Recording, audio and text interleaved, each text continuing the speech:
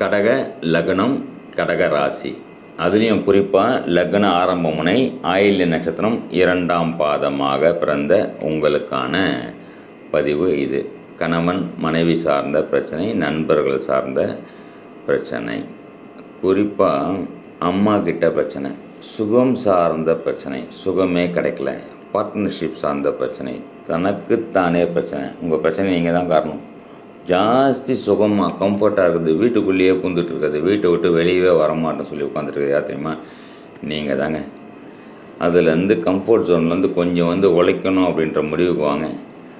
அம்மா பேச்சை ரொம்ப கேளுங்க, அம்மாவை நல்லா பார்த்துங்க. ஆனால் உங்களுடைய ஐடியாவில் வாங்க.